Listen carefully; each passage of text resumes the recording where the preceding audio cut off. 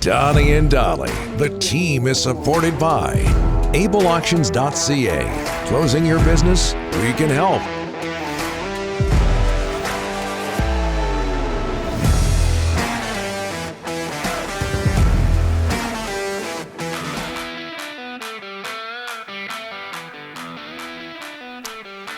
Just before we get to Jeff Paterson, Brian from Nanaimo texting into the Delaney's OK Tire and Langley inbox. Is it just me, early, or due to Donnie's negative comment about the delivery guy, he will now struggle with his deliveries for the rest of the year? Ah, very nice. I didn't mention his name, though. It didn't get personal.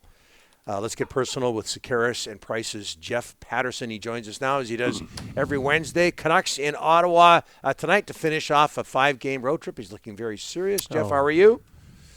I'm good, Donnie. I've just gone for a long walk these last 15 minutes to cool off after sitting through the Kevin Epp interview. And look, we're not without our faults in this industry, but he comes on your program, and this is twice now in a couple of months, that he's just used it as a soapbox essentially to tee off on the media. And if we're going to do that, let's deal in facts first and foremost. And I thank you for pushing back on a number of occasions.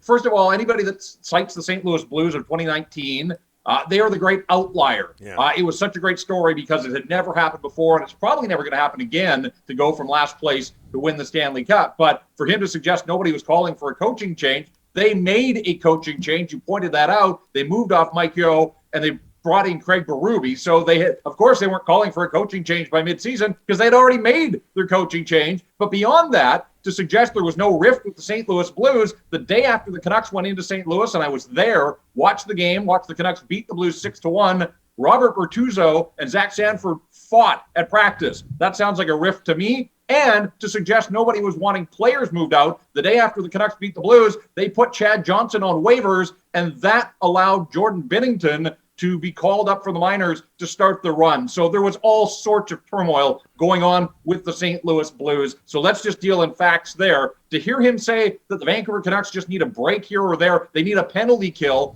that they could be a 500 team. Like, is he watching this hockey club? He's got clients on the roster. Is he watching the Vancouver Canucks? I mean, that would be my question to him. And I suppose if we in the media have such great power and influence, why hasn't there been a change made yet?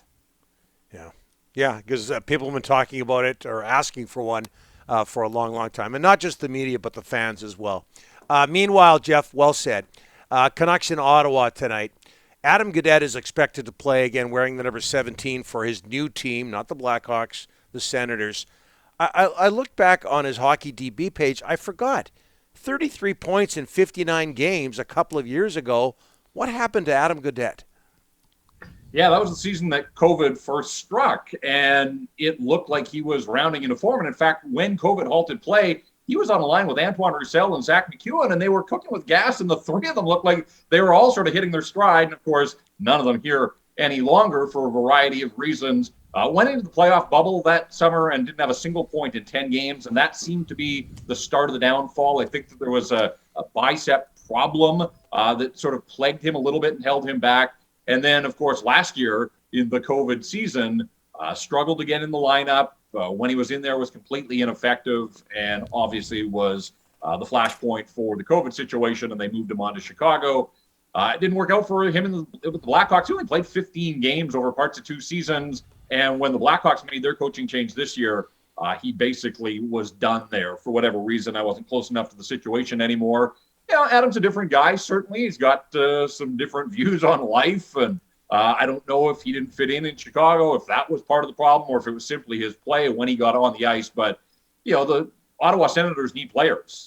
There's an opportunity for him. I heard him say yesterday he thinks this is the best opportunity he's had in the NHL, which felt like a bit of a shot at both the Blackhawks and the Vancouver Canucks, because I think the Canucks gave this guy every opportunity. He was a Hobey Baker winner, 5th-round pick, and he worked his way into the lineup, and he looked like he was going to be the third-line center here for years to come. But, you know, there were areas of his game that he just never developed. So I hope that, you know, going through 2 franchises in relatively short succession, I hope it works out for him, that you don't get these opportunities. I don't know how many more there are going to be, and this is an Ottawa team, obviously, that can use a ton of help. So he's back in his natural position at center. He was playing some wing in Chicago, I think, and that probably didn't help. He was moved to the wing here in Vancouver when he essentially lost his job again to Brandon Sutter.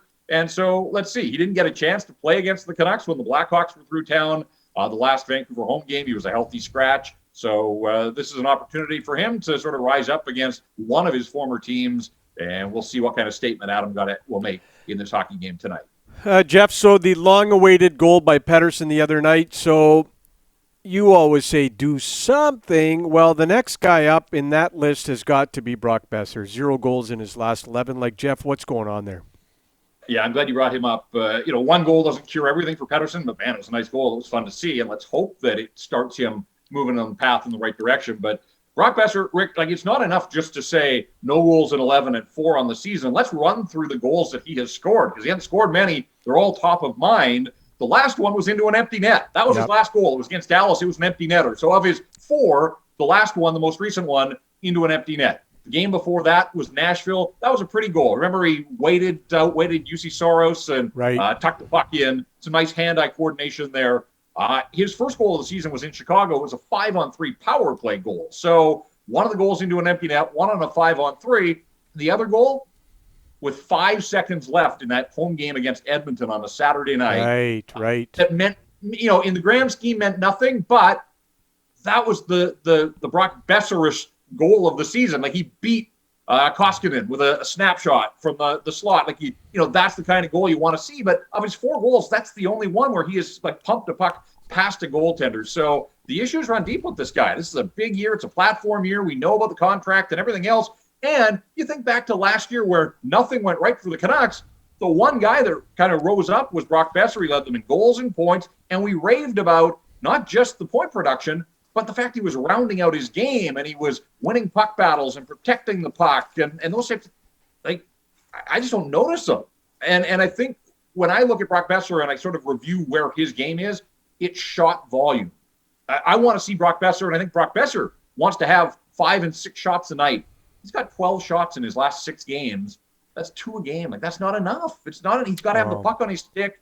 And, just in terms of the team game, he's 8th on this team in shots on goal. There are 7 guys that have taken more shots than Brock Boeser, and he still has one of, if not the best shots on this team. So get him the puck in shooting positions, and then it's on him to hit the target and make goaltenders make some saves. But yeah, I'm starting to get concerned about Brock Boeser. 4 goals in 20 games.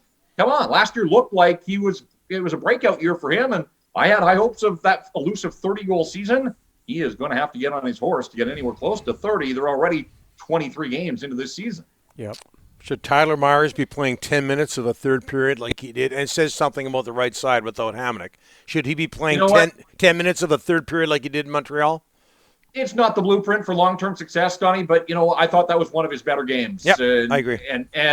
And so credit where it's due. This guy takes some heat in the market, and when his mistakes happen, they're loud because he's so big. But they leaned on him. They had a lead in that third period. They were protecting it. We've seen a lot of third periods where they've been chasing, and they lean on Quinn Hughes. That wasn't the case the other night. And I thought Tyler Myers, he blocked 7 shots. That's the most any Canuck has blocked all season. So he was putting himself in harm's way and paying a price there. So there will be other nights where we can question some of the decisions he makes with or without the puck, but credit where it's due. I thought he was good. Obviously had Thatcher Demko behind him to be that last line of defense that they needed. And they got a win that doesn't change the conversation in this market. It doesn't lower the temperature. I think it just allows the players to experience victory, something they hadn't done in a while. And it allows them to exhale a little bit. And now they find a team that's even worse than Montreal, and that's Ottawa. They do have a chance here to come off this trip 2-3. Again, I don't think it changes the questions that we, the media, the big bad media, have been asking for a while now. But look, it hasn't been much fun for anybody around this team. That includes the people that cover it. I want to cover good hockey. I want to cover playoff hockey. I know you asked a question about Tyler Myers, but I'm back to this idea it seems to me that the New York Yankees and the New England Patriots and the Los Angeles Lakers all play in pretty heavily scrutinized markets. They've all had some success over the years. Montreal Canadiens too, as I recall. This idea that the media is to blame. Come on. Sorry, don't have time for that. Excellent hit with Jeff Paterson. I don't want to say anything negative. Just fabulous. Be positive. Hey, get your positive pills. No, I was delighted to hear that Jake Virtanen is playing well in Russia. He must be getting glowing media coverage. Hey, we see the videos of the goals, Jeff. They're nice goals. Anyways. Jeff, thanks for this. Appreciate it. Love the passion. Thank you. All right, guys.